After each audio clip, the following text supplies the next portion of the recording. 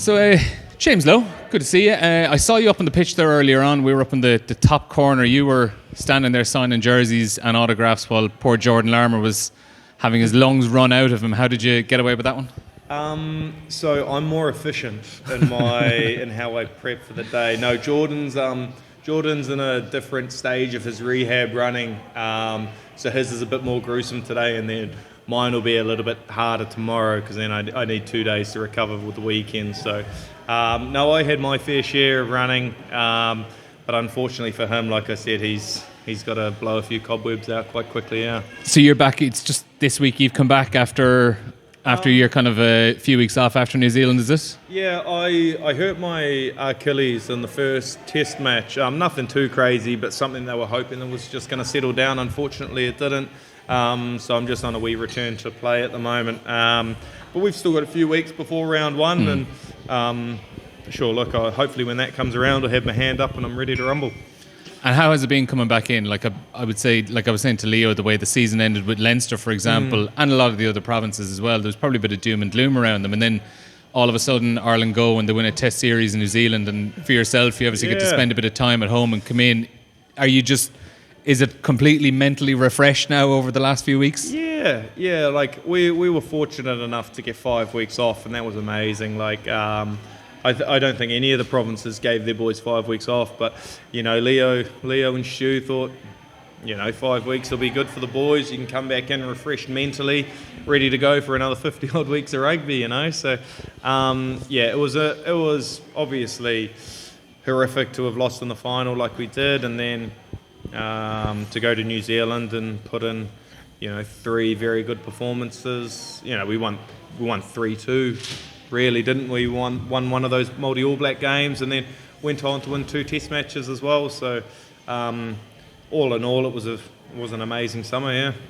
And for yourself too, you stayed on back in New Zealand for a few weeks. What was that like? Were you getting a little bit of stick in the odd place, getting spotted? Not too much stick. Like good natured stick, even, I suppose. Good nature. The Kiwis and Irish banter is very, very similar. It's light-hearted, but mate, it was awesome to be home. I was literally just in my hometown. I kept my head down.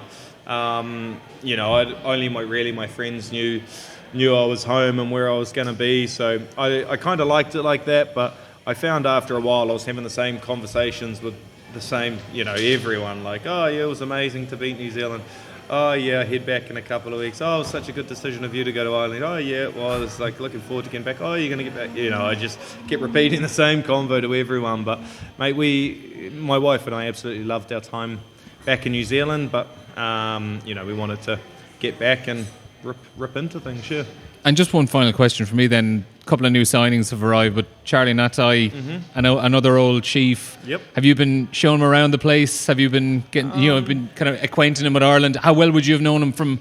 I presume you would have known him quite well from back in Hamilton. Yeah, I was fortunate enough to play with Chiz for a couple of years before he went on.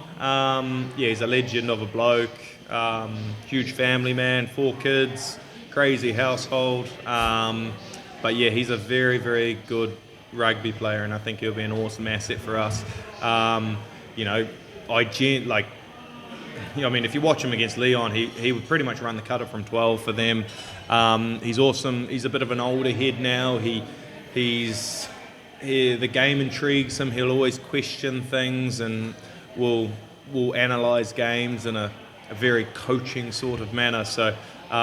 Huge wealth of experience and knowledge in there, and physically he's still at the top of his game. So I think round one you're going to see Charlie Ngatai light it up, I think, yeah. Great, James, thanks. Cheers. Howdy. Only be a minute or two there. Yeah, you're grand. James, what's it mean to yourself? What do you got the feeling here in Longford when you come into these? It's mental. Yeah. It's crazy. I'm from, I think Longford has a population of 40,000, so where I'm from it's about 60,000. So we've got a bit of a country feel in my hometown as well. And I can tell you now, if a team like, I don't know, back then it's like the Crusaders or someone like that came to town, we would have had similar turnouts like that. I used to be one of those kids who ran around throwing pens at players, trying to get autographs and not using my manners, So no cell phones back then, so you didn't have to do all the selfies, but. Mate, this is cool, we're in the bus. We've been in the bus for 4 hours so far today, but to come here and get a reception like this, it actually makes it a bit worth it. It would have been a shame if no one was here and we travelled 4 hours up to Dundalk and across the way to here. So, it's cool, man. And like, they all know everyone as well. They're obviously a huge rugby province here, so fair play. There's a reason why we came here, because we get so much support from Longford. So, they all said, a few of the boys, I think Hugo's cousin or uncle has a pub in town or something, and he's been on to Hugo. He's like, I heard the boys are in town. If you want to stop at the pub on the way, like, we'll look after the boys. I'm like, oh, Jesus, don't take us there. But look, we've loved it. It's a nice change, is it, from the usual rigmarole, because you get to see the fans are getting up close and personal to you there. It is. No, it's a nice break-up, in fairness. Like, you can get quite regimented throughout the season, your Monday to Fridays. So it is nice to go somewhere else and see new faces and people on the sidelines, because normally we have closed sessions and that, and obviously with COVID we haven't experienced it in a long time. So fair play, the turnout was amazing. Of course, it's this part of the season there. We just spoke to Neil there about 50-week season ahead of you, the rain coming in. It is a very, very long season, but talking to you, you're very positive about it all. You can't seem to get enough rugby. Oh, mate. No, I'm just happy to be on the other side of the world and, getting paid to do what I love doing. So, mate, I've experienced 5 Irish winters now, so no, it's fine, mate. I know what's coming around the corner, and sure, look, the grounds we play at aren't too bad if we get a few sunny days or nice winter nights. It's all part of it. It's the rainy ones that I don't really like, but sure, look, it is what it is. And final question, you are going to bring home some big silverware, I hope this. Yeah, that's a plan. It's a plan every year, and sure, look, we've come up short a few times on the one that we're trying to win. So, mate, I think we've definitely got the team to do it. I mean, not many teams go to New Zealand and win a Test match series, and a lot of those boys are here and hungry for more. So, the ball's in our court, really.